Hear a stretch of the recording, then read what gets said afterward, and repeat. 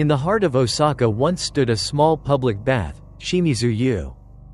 Locals came to wash away their fatigue. But the water there hid a name it could never cleanse, Nakamura Aya. She died in tub number 7, her scream sealed beneath the tiles.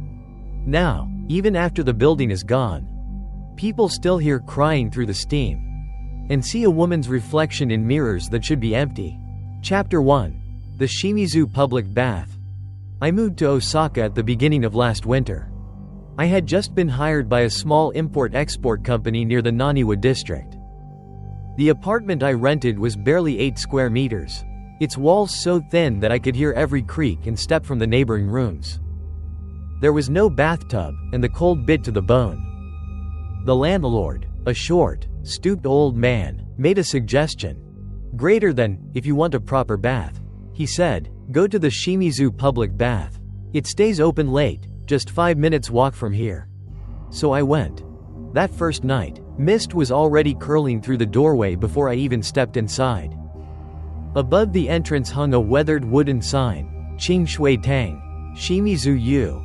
The air inside was thick with the mingled scent of soap, mildew, and something older, something that seemed to have soaked into the tiles over decades. At the counter sat an old woman, thin as a branch, her hair white, her eyes clouded. She stared at me for an uncomfortably long moment, then smiled, a slow, brittle smile. "Greater than, first time here, isn't it? Men to the left, women to the right, don't get them mixed up." Her voice rasped like paper tearing. In the men's section, only 3 others were bathing. They washed quickly, quietly, and left without a word. I sank into the hot water, closed my eyes, and felt warmth seeping into every nerve. Then, clang. A metallic sound echoed from the other side of the wall, the women's baths. No one else seemed to notice. Then again, clang, clang, clang. It sounded like someone lifting and dropping a drain cover. I tried to ignore it, until I heard weeping. A woman's sobs, muffled but near, trembling as if half drowned. I froze. The sound came from just beyond the thin wall. When I turned toward it, the steam had thickened, blurring everything into gray. I bent down to reach for my towel, and a wet hand slipped from the gap beneath the door of the women's room. It dragged itself weakly across the tile, leaving a long trail of water that gleamed like diluted blood. I stumbled back, my breath caught in my throat. When I looked again, the hand was gone. Only the wet mark remained, glistening, refusing to dry. I left that night with my heart pounding. The old woman was still at her post, staring straight ahead, unblinking. "Greater than, you heard her, didn't you?" she asked. I hesitated. "Heard? Who?" Her smile widened, showing teeth the color of old bone. "Greater than, don't worry. She only cries when someone new comes in." That night, lying in bed, I could still hear it. The steady drip, drip, drip of water somewhere in the dark. And in my dreams, I saw her. A naked woman standing amid the rising steam, her long black hair veiling her face, her skin so pale it seemed translucent. She looked at me and whispered, through teeth that barely parted, "Greater than, you heard me crying, didn't you?" Chapter 2. The sound from the women's bath. The next morning, I tried to convince myself that it had all been a hallucination. Maybe I'd imagined it, the fog, the hand, the voice. But when I went to the bathroom, I froze. On the back of my hand were faint, pale marks, as though something wet had clung there. No matter how hard I scrubbed, they wouldn't disappear. That evening, I went back to Shimizu-yu. I couldn't explain why. There was a strange pull, as if something beneath the water was calling me back. The same old woman sat behind the counter, head bowed, mumbling what sounded like a prayer. "Greater than, was there a problem last night?" I asked. "In the women's bath?" She didn't lift her gaze. "Greater than, no one used the women's section last night, only the men's." I froze. "Greater than, but I heard." "Greater than, don't ask." She cut in sharply. Her voice was like steam hissing from a kettle. "Bathe quickly, then leave. Staying too long isn't good for you." Inside, The men's bath was empty. The silence was oppressive. The only sound was the faint dripping of water from the old faucets. I slid into the bath, hoping to ease the growing tension in my chest. Then the sound came again. Clang, clang, clang. Metal striking metal, rhythmic and deliberate. It came from beyond the thin wall, the women's section. I held my breath, listening. Then came the rush of water. A splash, like someone had just jumped into a deep bath. And then, that voice again. A woman sobbing. Low. Shaking. Greater than, cold, too hot, help me. I stepped closer to the wall, pressing my ear to the damp tile. The sobbing came clearer now, so close it felt like she was on the other side, whispering through the steam. Then, on the mirror before me, a handprint appeared from inside the glass. Fingers spread, dragging slowly downward, leaving trails of moisture like veins beneath the surface. I backed away, heart hammering. And in the misted reflection, I saw her. A woman with long hair, naked, dripping, standing right behind me. I spun around. Nothing. Only the steam swirling like breath in the cold air.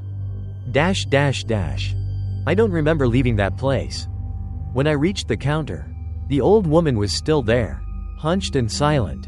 Just as I was about to step outside, she spoke without looking up. Greater than, you've heard her twice now. I turned, trembling. Greater than, who is she? The old woman's clouded eyes glimmered in the dim light. Greater than, the one who drowned, in her own bath. 20 years ago. Dash dash dash. That night, I dreamed again. She was standing in the steam, her body pale and cracked, her hair soaked and clinging to her face. The air hissed with boiling heat. Water bubbled around her feet, frothing red.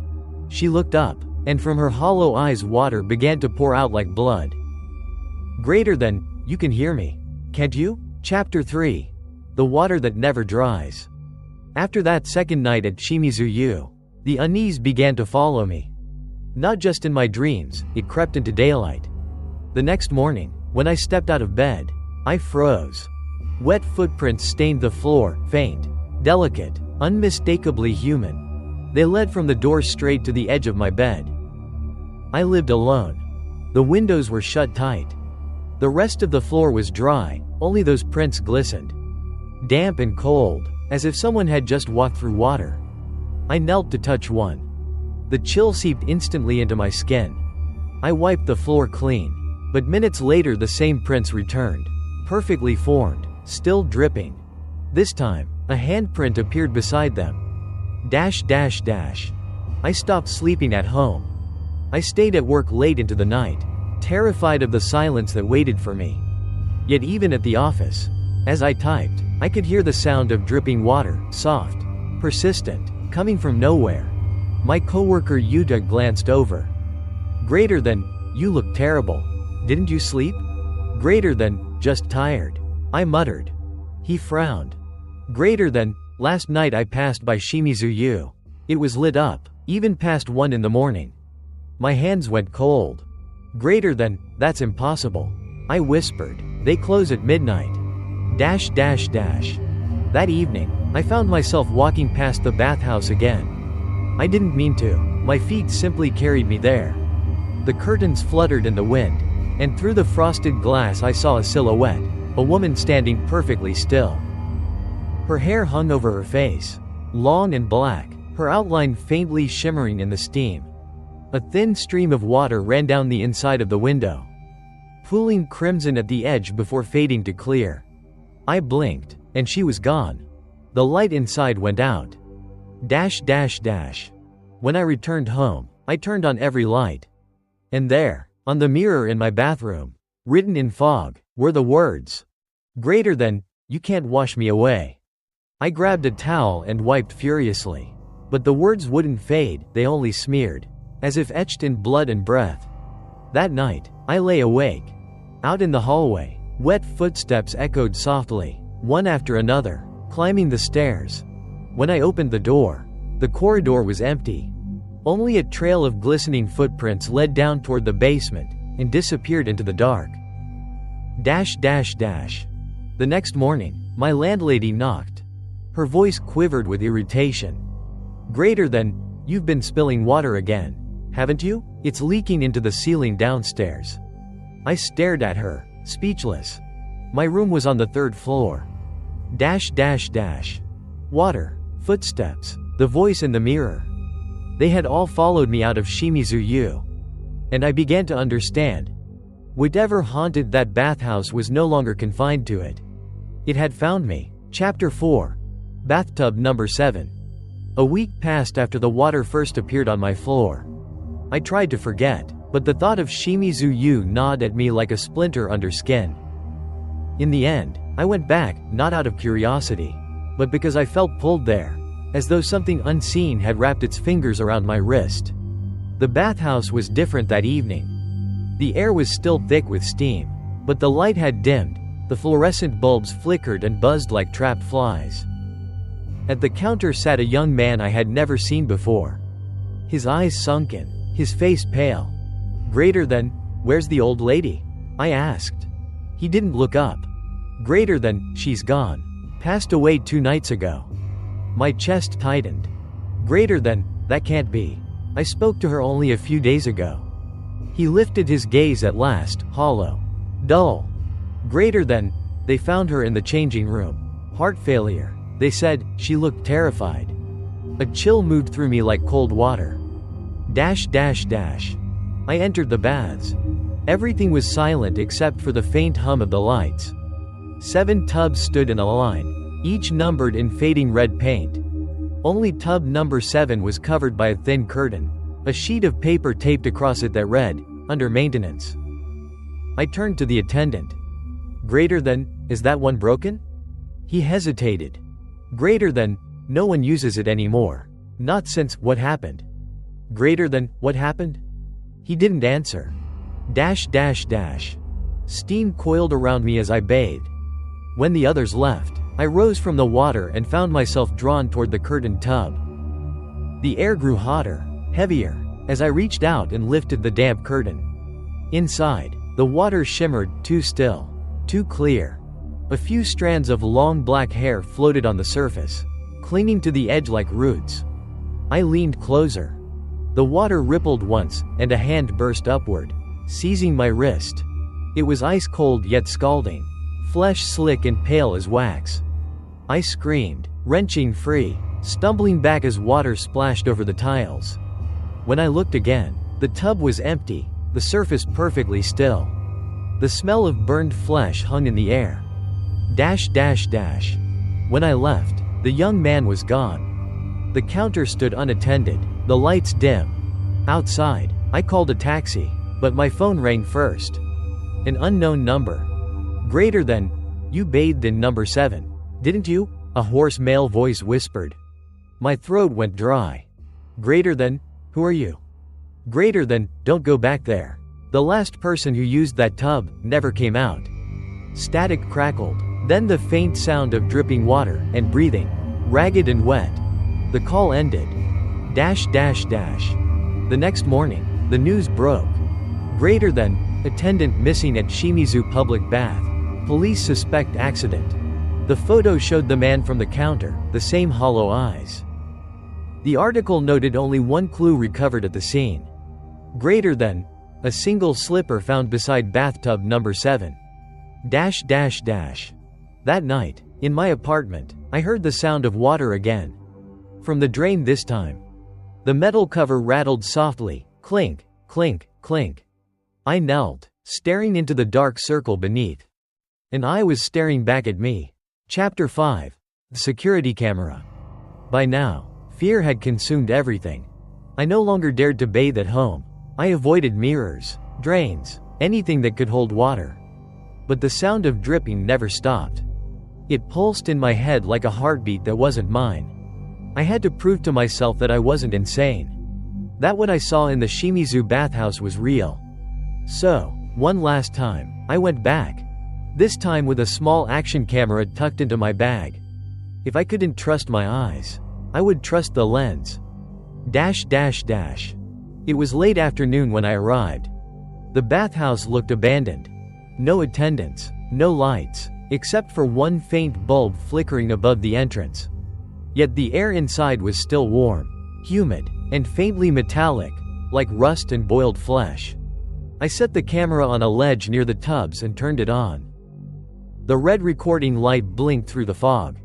Only tub number 7 still held water. The others were dry, coated with a film of dust.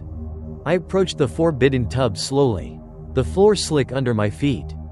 The curtain covering it had been replaced, new, damp, and heavy. When I brushed it aside, steam hissed out, burning my skin. Inside, the water swirled lazily, clear at first, then darker, clouded by a single strand of long, black hair. I reached out to touch it. The strand was hot. Not warm, boiling. I fled. I don't remember how I made it home. All I know is that I was trembling as I plugged the memory card into my laptop. The footage began, grainy and gray with mist. I watched myself enter the bathhouse, walk toward tub number 7, and lean down to inspect it. Then, from the far corner of the frame, a woman appeared. Her body was bare, her hair dripping down to her waist. She stood perfectly still behind me, half hidden in the fog. In the footage, I didn't turn around, I didn't see her. But she was there. Her eyes open, her lips barely curved into something between grief and hunger. She stepped closer, closer, until her hand reached for my shoulder. And the screen went white. When the image returned, I was gone. The camera now faced only tub number 7. The woman was still there, standing in the center of the frame. This time, she looked directly into the lens. Her mouth began to move. The pixels distorted, the sound cracked, replaced by a hissing roar, like boiling water meeting cold metal. Her lips stretched wider, too wide. Her face split open in a grotesque smile that reached her ears. The camera convulsed. The feed collapsed into static. I ejected the card, threw it into the trash, and shut my laptop. But when I opened the computer the next morning, the file was still there. Renamed automatically. Greater than bath7_u_saw_me mp4. I tried to delete it. It duplicated itself. Each copy longer than the last. Each version showing her closer to the camera, closer to me. That night, my laptop screen flickered on by itself. The video was playing again. Only this time, it wasn't footage from the bathhouse. It was me, asleep in my apartment, filmed from the foot of my bed. The angle was identical to the camera at Shimizu-yu. As I stared, frozen, something began to move on the screen. From the ceiling behind my sleeping self, a curtain of black hair slowly unraveled downward. Chapter 6. The Night Cleaner. I no longer went near Shimizu-yu, but the haunting didn't end. Each night, I woke to find steam rising from the floor of my apartment, as if there were a boiling bath hidden beneath the boards. Sometimes I heard the slow scrape of a mop, like someone cleaning tile, methodical, rhythmic, just outside my door. Eventually, I decided to look for answers. In the neighborhood around the bathhouse, most people avoided the topic. But an old woman at a corner shop finally whispered. Greater than, there's one who might talk. Kondo-san, she used to clean there at night. Kondo lived in a narrow alley at the edge of the district. Her door was cracked open, and a stale scent of camphor and soap drifted out. She was frail, her hair gray and thin, her eyes clouded like milky glass. When I mentioned Shimizu-yu, her hands trembled so violently that the teacup rattled on its saucer. Greater than, you've been there, haven't you? She said. I nodded. I saw a woman in tub number 7. For a long time, she said nothing. Then, with a shaking hand, she pulled a yellowed photograph from a drawer. 3 women in white uniforms stood in front of the bathhouse. One, on the right, had her long hair hiding half her face. Greater than, her name was Nakamura Aya. Kondo whispered. She worked the night shift. They found her in the water one morning, dead. The temperature gauge had broken. The water reached 80 degrees. No one understood why she didn't climb out. Greater than an accident? I asked. Kondo's head moved slowly side to side. Greater than, no one dared call it that. The owner found her himself. There was blood on the wall, and she'd written something before she died. I am not clean yet. My stomach twisted. Greater than, and after that? Greater than, they closed for 3 months. When they reopened, the tub still smelled of burned skin. No matter how many times they changed the water, it stayed hot. Kondo looked at me then, eyes glistening like wet stones. Greater than, I used to hear her too, crying in the water, late at night. But I pretended not to, because anyone who answers her disappears. Her voice dropped to a whisper. Greater than, did you answer her? I hesitated. Greater than, I only said I heard her. She squeezed my wrist with a hand as dry as parchment. Greater than, you've been marked. You need to wash it off, but not with ordinary water. That evening, back in my apartment, I found a scrap of paper folded inside my coat pocket. I hadn't put it there. The writing was uneven, the ink smudged by moisture. Greater than, do not let the steam touch your skin after midnight. I sat motionless for a long time, staring at it. Outside, rain began to fall.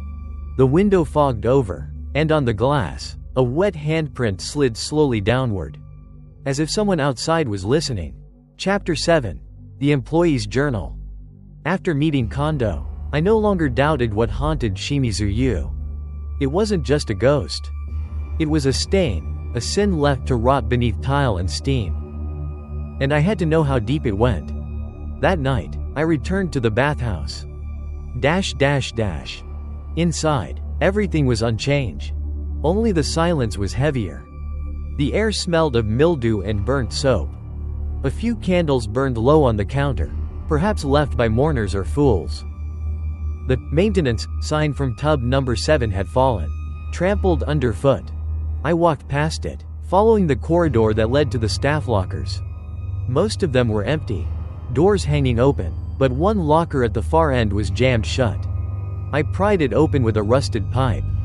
Inside lay a leather-bound notebook, swollen and warped from years of moisture. The cover still bore the name. Greater than Shimizu-yu, employee logbook. The first few pages were ordinary. Neat handwriting recorded daily tasks. Check water pressure, tub 5. Drain and refill women's bath, 10 p.m. But halfway through, the writing changed. The lines grew erratic, trembling, soaked through with ink and fear. Greater than, temperature of tub 7 rising without reason. No one dares approach. She's still there. Another entry, written in a different hand. Greater than, we were told not to call the police. The boss said to just seal it off. But every night I hear her knocking on the tiles. More pages followed, scrawled words, torn by fingernails. Greater than, the water is red. The smell of burned skin. Don't let the steam touch your eyes. The final page was written in thick red ink, the letters uneven and bleeding through. Greater than, I don't want to bathe anymore. My hands shook as I closed the notebook. At that exact moment, the light flickered, then went out. Darkness swallowed everything. Then came the sound. Drip, drip, drip. Water. Not from the ceiling, from inside the locker. I shone my phone's light and saw it. A thin stream of water seeping from between the pages of the journal. It trickled down onto the floor, hot enough to burn. When I raised the light higher, I saw a charred handprint on the locker door, still steaming. I stumbled back. The locker door slammed shut with a metallic clang. Silence. Then, from behind it, a whisper. A woman's voice, faint and close. Greater than, I kept a journal too. I ran. At the entrance, I caught a glimpse of the mirror near the door. Its fogged surface reflected the locker, now open again. And from within, a woman's body was crawling out. Her hair dripping, her skin blistered and peeling like wax. When I reached the street, I looked back once. The light inside the bathhouse was on again. But the notebook was gone. Only a dark wet trail stretched from the entrance to where I stood. A trail that, even under the morning sun, refused to dry. Chapter 8. The Breath on the Mirror. I stopped going to Shimizu-yu. But Shimizu-yu did not stop coming to me. Lately, whenever I showered, the steam would rise too quickly. Thick enough to blur the room within minutes. Even when I used cold water. Soon, a small clear circle would appear in the center of the fogged mirror. As though someone were breathing on the other side. I wiped it away, but it always returned. And within that circle appeared words. Written slowly, as if traced by a trembling finger. Greater than, I still haven't been washed clean. I froze, towel slipping from my hand. Moments later, another sentence formed beneath it, letter by letter. Greater than, why do you bathe? Dash dash dash. I switched off the power, sat in darkness, listening to the soft hiss of water cooling in the pipes. But even then, the dripping continued, steady, alive. Each drop felt closer than the last. Until I couldn't tell if it was coming from the faucet or from inside my head. Near midnight, I fell asleep at my desk. When I woke, my apartment was cold, damp.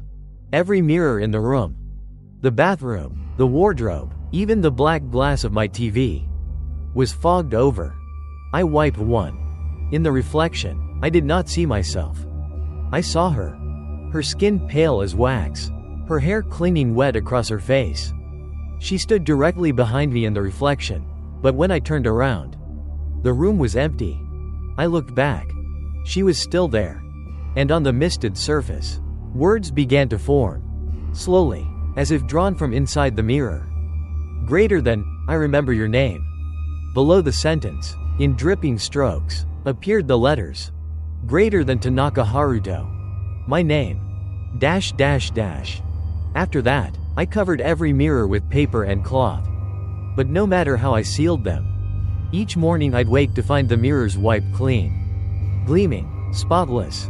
Except for a single wet handprint left in the corner. I started writing down the times it happened. The temperature, the hours of condensation. Trying to make sense of it. But each time, the pages grew damp, the ink ran. And when it dried, only one word remained legible. Greater than, bathe. Dash dash dash. 3 nights later, a package arrived at my door. No sender, no return address. Inside lay a shard of mirror. Its edges sharp and wet. Scratched into the glass, as if by fingernail. Was a message. Greater than, you will see me when the steam fills the room. I threw it away. But when I turned around, the fragment was already back on my table. Gleaming, dripping, as if freshly pulled from a bath. Dash dash dash. That night, at 2 a.m., I heard breathing in the bathroom. A second rhythm, matching my own. I opened the door. The mirror was clouded with steam. And against that haze, a pair of fogged lips appeared, mirroring mine. Then, through the hiss of water and the throb of my heart, her voice whispered. Close, wet, tender. Greater than, you've seen me now. You can never wash me away. Chapter 9. The story of the long-haired girl. After that night, I no longer doubted the name written in steam. The spirit that haunted me was Nakamura Aya. The woman who died in the boiling water of Shimizu-yu. But who was she before she became a ghost? I needed to know. Perhaps, if I understood her story, the haunting would end.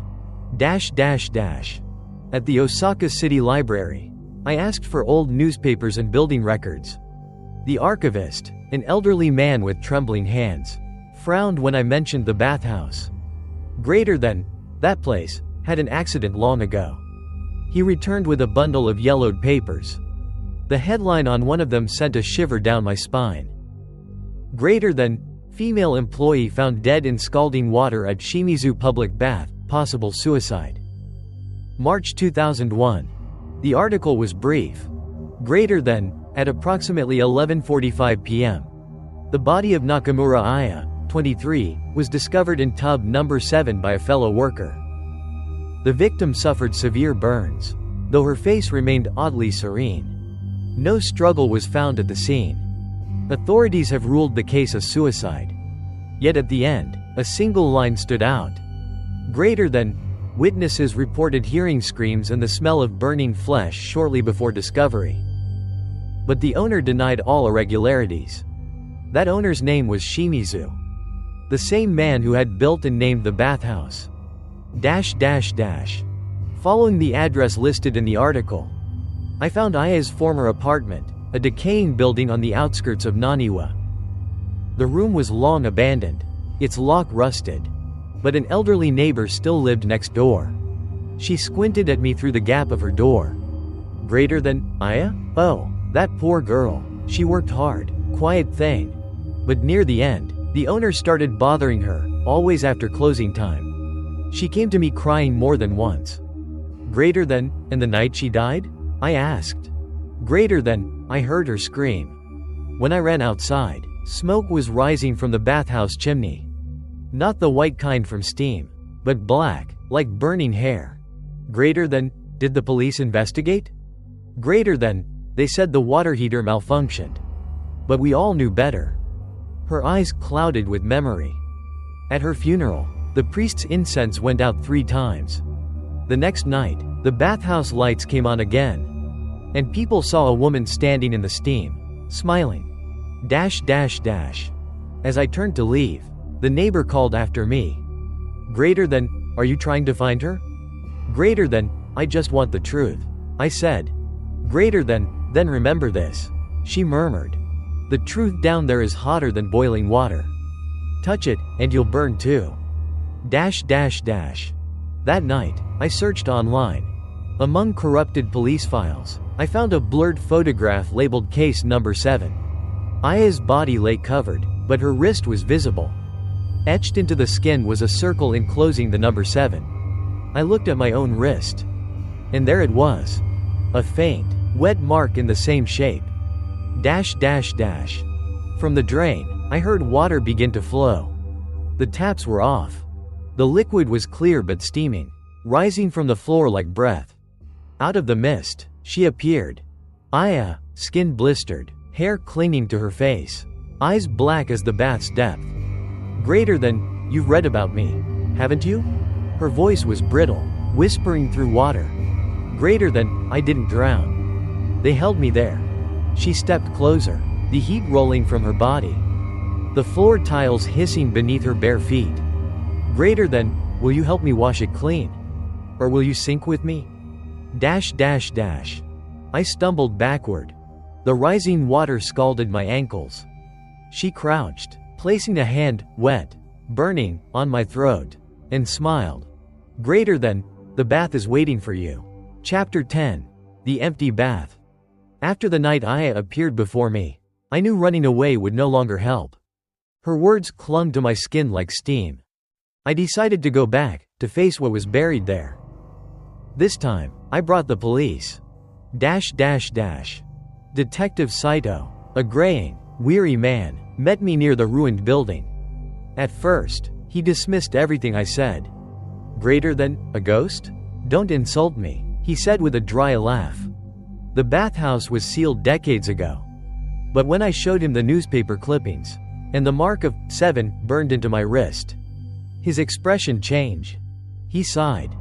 Greater than. I remember that case. Files were locked, the owner disappeared. Some say he fled overseas, others say he didn't. I met his eyes. Greater than. If you want the truth, come with me. We entered the ruins that afternoon. The interior had rotted, but the air was still warm, too warm for a place abandoned so long. The walls glistened faintly as if sweating. 7 bathtubs sat in a line, covered in grime. Yet tub number 7 still held water. Impossible, one of the technicians muttered. Greater than. The plumbing was disconnected years ago. Saito ordered them to test it. The reading came back, 78 degrees Celsius. No one spoke. We began draining the tub. As the water sank, a thick smell filled the air. A stench of burned fat and rust that made everyone gag. Something dark gleamed at the bottom. Greater than. There's something down there, said one of the men. When the last of the water vanished, a light beam struck the shape beneath. For a moment, no one moved. It was a human head. The skin was bloated, half peeled. Yet the face seemed to smile. A grotesque calm frozen in death. Panic erupted. Men stumbled, retched, fled toward the door. Saito barked orders, but before anyone could respond, the bath began to tremble. The floor shuddered violently. The water pump screeched to a stop. Steam erupted from every crack in the tiles. "Get back," someone shouted. But it was too late. The air itself boiled. A roar like 100 voices crying underwater filled the room. From the fog, pale hands began to claw up the walls, gripping the edges of the tub. Dozens, then hundreds of them. I grabbed Saito's arm. We had to go. We ran toward the exit. But the door slammed shut on its own with a deafening clang. Behind us, one officer screamed, his skin blistering, peeling away under invisible heat. I turned back toward the bath. The head was gone. Instead, something was rising from the center of the boiling water. Aya. Her body was translucent, bubbling, her long black hair spreading like ink through the steam. She looked at me, eyes hollow and endless. "I'm not alone anymore," she whispered. Then the steam took shape. Faces, bodies, all melted together. A chorus of the dead, writhing and whispering. Stay. Darkness swallowed everything. When I woke, I was in a hospital bed. My skin burned where the steam had touched me. Saito sat nearby, his face wrapped in gauze. They found nothing, he said hoarsely. No head, no water, nothing. Just your fingerprints on the tub. He looked at my wrist. The mark of 7 was red again, almost glowing. Do you believe in ghosts now? I asked. He didn't answer. He only turned toward the window, where condensation was forming, slowly tracing the shape of a hand against the glass.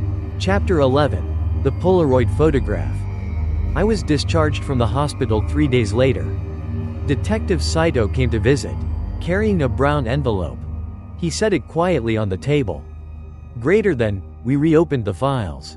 He said, "You were right about Shimizu-yu. We found something that was never meant to be found." Inside the envelope lay a stack of brittle documents, their corners eaten by moisture. And in the middle, a single Polaroid photograph. It showed 7 people, all employees of the bathhouse. They stood before the row of tubs, smiling stiffly, the air behind them hazy with steam.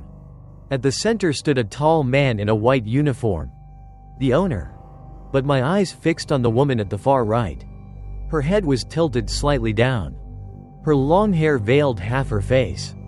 And in her right hand, she held a white towel stained with something dark. Across the towel, a single faint number could be seen, 7. I lifted the photo toward the light. At first, I thought the edges had darkened with age. But then I noticed a faint 8th shape behind the group. Half hidden in shadow, as if caught mid-motion. How many people worked at Shimizu-yu back then? I asked. 6, said Saito. The owner and 5 staff. But there are 7 in the photo. Saito frowned. That's the strange part. The woman at the end, no one remembers her name. She doesn't appear in the employee records at all. That's Aya. I said, that's the woman from the water. Saito looked at me, uneasy. If she's not on file, who took her picture? That night, I took the photo home. In the dim light of my apartment, I placed it on the table and stared at it for hours. The air grew heavy, moist, steam clung to the windows, though the kettle was cold. Then something impossible happened. The blurry face in the background started to clear. The grain sharpened, and I realized the face behind the others was mine. I dropped the photo. It fluttered to the floor, landing face up. Now, only the long-haired woman remained in the image. Everyone else had vanished. She stared directly at the camera, smiling faintly. Below her feet, in thin, running ink, words had appeared. Greater than, thank you for coming back, Haruto. The next morning, Saito called me. His voice trembled. Greater than, the photo you borrowed, bring it in, now. Greater than, why? Greater than, because it's gone from our files. The drawer where we kept it was full of water. I glanced at the table. The Polaroid lay there, soaked. When I wiped it, the moisture smeared into a circle enclosing the number 7. That night, I heard knocking at the door. 3 slow, wet knocks. Cock. COC. COC. I opened it. The hallway was empty, except for a single Polaroid resting on the floor. Still wet. It showed the inside of my apartment. The same table. The same chair. And me, standing at the door, just as I was now. Behind me, a figure loomed. A woman with long, dripping hair, her hand resting gently on my shoulder. At the bottom of the photo, written in water, were the words, greater than, I've been washed clean. Chapter 12. The Locked Door Night. I don't know why I went back. Maybe it was the Polaroid, the picture of me with her. Maybe it was because I'd realized that what haunted Shimizu-yu was now part of me. I arrived at 7 in the evening, exactly at closing time. The front door should have been locked, yet when I touched it, the bolt slid open on its own. Inside, the air was thick with heat and chlorine. The light bulbs buzzed faintly, water dripped somewhere deep within. The sign over tub number 7 still hung there, its paper swollen. Unreadable. Greater than, Aya? I called. No answer, only the soft echo of water against tile. I walked farther in. Every tub was empty except number 7. Its curtain looked new, the fabric still damp, and behind it the surface of the water gleamed like dark glass. I lifted the curtain. The steam curled outward, hot enough to sting my eyes. For an instant, the water reflected my face, and another behind it. When I turned, nothing was there. But in the reflection, she remained. Greater than, you came back, she whispered. The bath has been waiting. The doors slammed shut. The lights went out. Darkness swallowed the room, leaving only the dull glow of the water. The temperature rose, my breath burned. From the fog, shapes emerged, naked bodies, pale and silent. Their skin blistered and glistening like wax. They moved toward me, one step at a time. Their eyes hollow, their mouths opened in voiceless cries. I backed away, but the mirrors on the wall had begun to ripple. In them, my reflection smiled, a slow, unnatural grin. His lips moved though I made no sound. Greater than, you can't leave, he mouthed. Stay with us. I struck the glass. It shattered. But behind the shards, steam poured out as if from another world. A white hand reached through, gripping my wrist. The same hand that had once dragged me beneath the water. She stepped through the broken mirror. Dripping, translucent, her skin shining like melted wax. Her voice was soft, sorrowful, almost tender. Greater than, you've seen me. You remember me. You can't leave now. Every wall began to seep water. Hot streams running down the tiles until the whole room shimmered. The floor quaked, the tubs trembled. From tub number 7, hundreds of heads rose. Mouths wide, eyes boiling white. Chanting in perfect unison. Greater than, stay.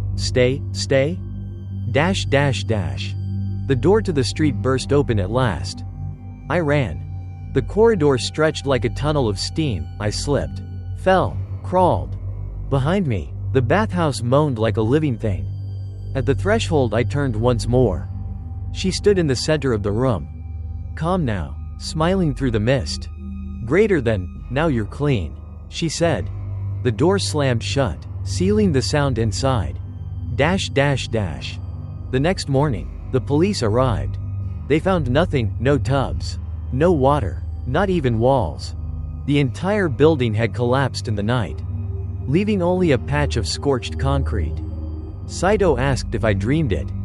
I said nothing. But as he turned away, I noticed a wet footprint beside his shoe, leading from the ruins straight to where I stood. Chapter 13. The Truth Beneath the Tiles. I thought it was over after that night. Shimizu-yu was gone, reduced to dust and cracked stone. But fear, I learned, doesn't vanish with walls. It waits beneath them. Weeks later, Detective Saito called me. Greater than Haruto, he said, his voice low. They're digging at the old Shimizu site. You should come. We've found something under the foundation. When I arrived, the place looked like a scar. Excavators hunched over heaps of debris. Even with the machines silent, the ground still seemed to hum. A deep, muffled vibration, like boiling water beneath the earth. A worker waved us over.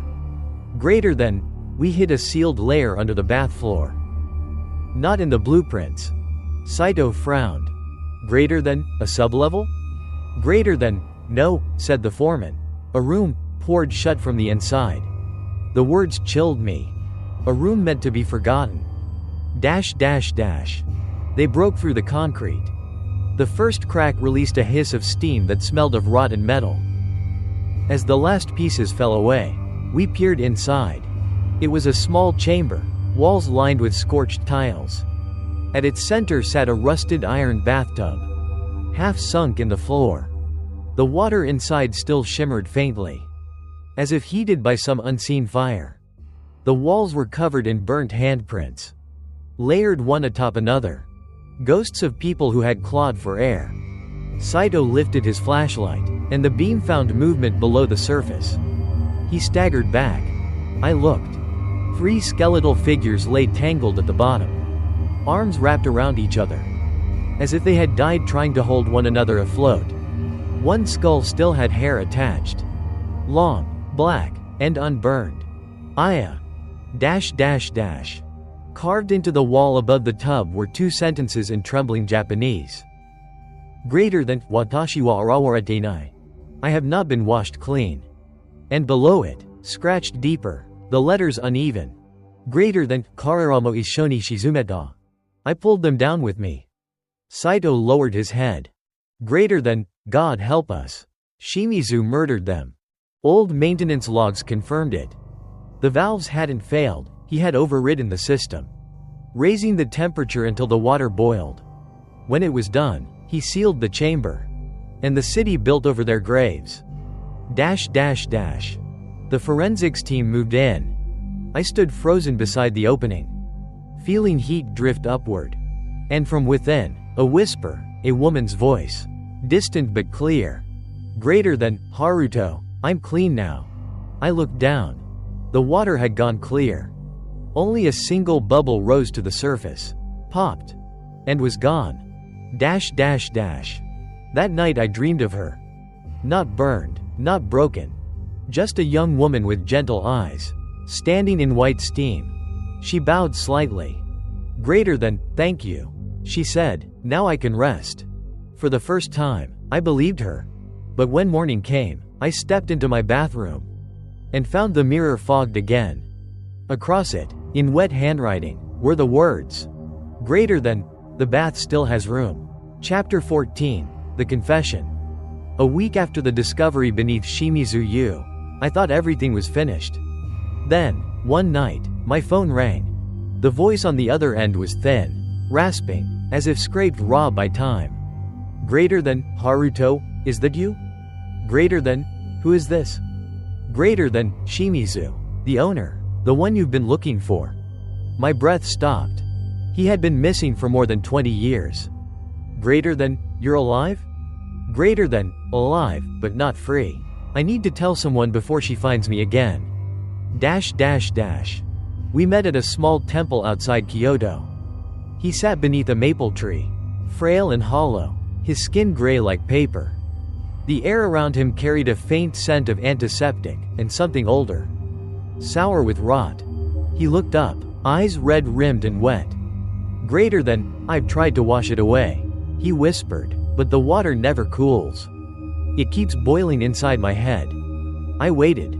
He took a shuddering breath and began. Dash dash dash. Greater than, Aya was a good worker. Polite. Beautiful.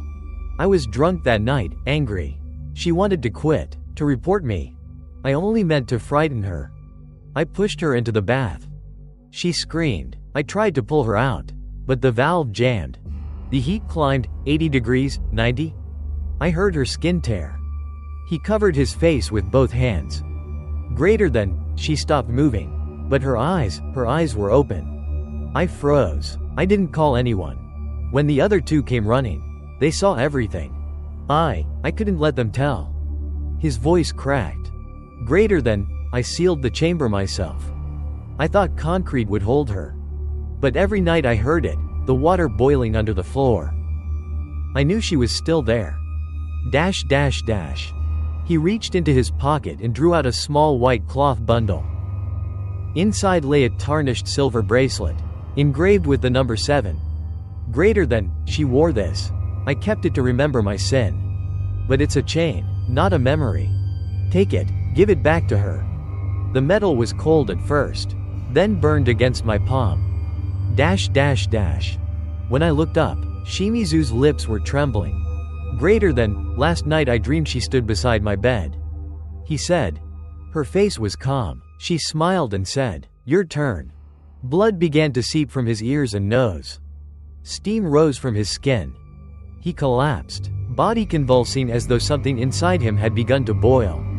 I shouted for help.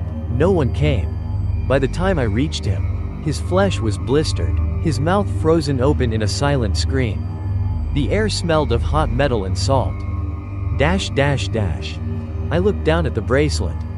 It was glowing faintly, the heat unbearable. New words had appeared beside the number 7, burned into the metal. Greater than, arigatou. Thank you. Aya had come for him. And in that moment I understood. Forgiveness in her world was never gentle. Dash dash dash. As I left the temple, wind stirred through the trees. Mist rose from the ground, curling around my legs. From within it came a whisper. Barely audible, close enough to touch. Greater than, now it's your turn to wash clean. Chapter 15. The Empty Bath. 10 years passed. I moved to Tokyo, found steady work, built a life that looked normal from the outside. No more steam rising from the floor, no whispers from the mirror. Yet sometimes, when I showered, the water felt too warm, almost familiar. I told myself the haunting was over. Until one evening in autumn, a plain envelope arrived with no return address. Inside was a single photograph. The Shimizu bathhouse. But it couldn't be, the building had been demolished long ago. On the back, written in shaky ink, were the words. Greater than, the bath has reopened. Dash dash dash. 3 days later, I was back in Osaka. The lot where the bathhouse once stood was empty. But mist clung to the ground like breath on glass. From a small metal hatch near the center of the site, steam drifted upward. I knelt beside it. The metal was warm beneath my palm. On its surface, faint but unmistakable, someone had etched the number 7. A low vibration rose through the earth. A heartbeat of heat. Dash dash dash. I pried the hatch open. Below lay a narrow shaft, and at the bottom, a round basin lined with tile, a bath. No water, no bones, only emptiness that shimmered in the light. As if something unseen moved just beyond sight. Then a voice. Greater than, you cleansed me. Haruto. Now cleanse yourself. It was Aya's voice, softer now. Almost kind. Without thinking, I descended. The air grew hotter with every step. When I reached the floor, a single silver bracelet waited in the center. Engraved with the number 7. As my fingers closed around it, water surged from the ground, clear and rising fast. I didn't struggle. The surface reflected my face. And behind it, another. A man, hollow-eyed, water dripping from his hair. Myself, as I had been the night I first saw her. He extended his hand. Greater than, come in. The water's warm. Dash dash dash. I stepped forward. The water embraced me, hot, heavy, perfect. It filled my lungs without pain. In that heat, I saw them all. Pale faces floating in peace. Their eyes closed, their bodies whole. And among them, Aya, smiling. She reached for me. Her hand was cool now. Greater than, now we are clean, she whispered. I smiled back. Then everything went still. The next morning, workers found the hatch open. Steam curling gently into the sky. There was no sign of me. Only a silver bracelet resting on the rim. Its surface worn to the touch. The official report read, greater than accidental fall during site inspection. But locals say that at night, when the fog rolls in and the ground begins to sweat, you can hear water running beneath the soil. And a woman's voice murmuring, greater than, do you hear me? They demolished the bathhouse years ago. The land was paved, the name forgotten. Yet on quiet nights, when the fog crawls low through Naniwa's empty streets, passers-by say they can still smell soap and smoke. Hear dripping water echoing where no pipes remain. Some believe it's Aya, still searching for the one who heard her cry. Others say Haruto never left that place. That the last sound he heard was his own breath fogging the mirror. Before a second breath joined his from the other side. And somewhere beneath the concrete, the old pipes still thrum with warmth. Like a heartbeat. Because in Osaka, the bath at Shimizu-yu is never truly empty. Like and subscribe to Whispering Dark Tales for more chilling ghost stories.